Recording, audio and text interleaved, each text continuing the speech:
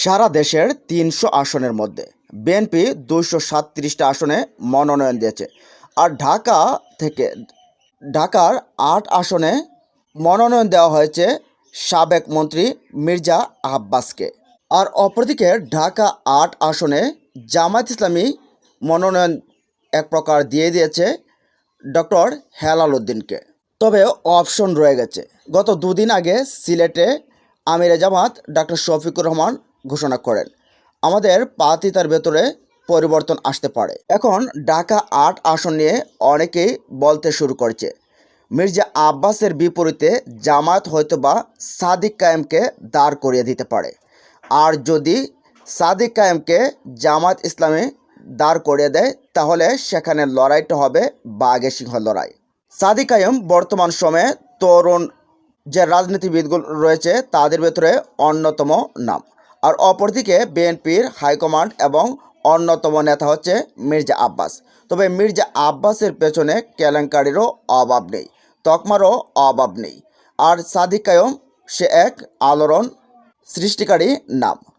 তো মির্জা আব্বাস যে ৮ আসনে নির্বাচন করবেন, তাকে নিয়ে এখন অনেক জল্পনা কল্পনা রয়েছে। অনেকে বলতে শুরু করেছেন যে ২০০১ থেকে ২০০৬ সাল পর্যন্ত যে মেয়াদে বিএনপি ৫ বার বিশ্ব চ্যাম্পিয়ন হয়েছিল দুর্নীতিতে বাংলাদেশ, সেই সরকারের আমলে দুর্নীতির পাহাড় গড়েছিল মির্জা আব্বাস। আর মূলত ৮ আসন যেটা, এই এলাকাতে মির্জা আব্বাসের চাঁদাবাজি, টেন্ডারবাজি, দখলদারিত্বর কোনো অবশেষ নেই। পুরো এলাকাতে লুটতরাজ ও চাঁদাবাজির রাজ্য হিসেবে পরিণত করেছে এই মির্জা আব্বাস। অটোমেটিকলি মির্জা আব্বাসের ব্যাংক অ্যাকাউন্টে যাচ্ছে চাঁদার টাকা, যেখানে সাধারণ মানুষ অতিষ্ঠ হচ্ছে। আবার অন্যদিকে এই ৮ আসনটা মূলত ঢাকা বিশ্ববিদ্যালয়ের আশেপাশের এরিয়া, যার কারণে সাদিক কায়েমকে অনেকে এই আলোচনার ভেতরে নিয়ে আসছেন। যদি সাদিক কায়েম মির্জা আব্বাসের বিপরীতে জামায়াত ইসলামী দাঁড় করিয়ে দেয়, তাহলে হয়তোবা এই জায়গাটা জমজমাট হয়ে উঠবে এবং সেই আসনটা জামায়াত ইসলামী জিতেও যেতে পারে।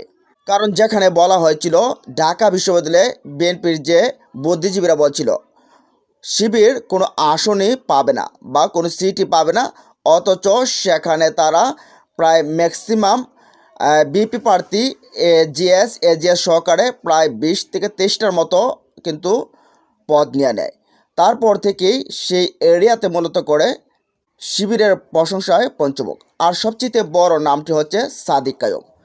যদি ৩৯,০০০ ভোটের ভেতরে সাদিক কায়েম ১৪,০০০ ভোট পেয়ে বিপি নির্বাচিত হতে পারে এবং অপর প্রার্থী থেকে ৯,০০০ ভোট বেশি ব্যবধানে বিপি হতে পারে, তাহলে অনেকে মনে করছেন ঢাকার মানুষ সচেতন মানুষ।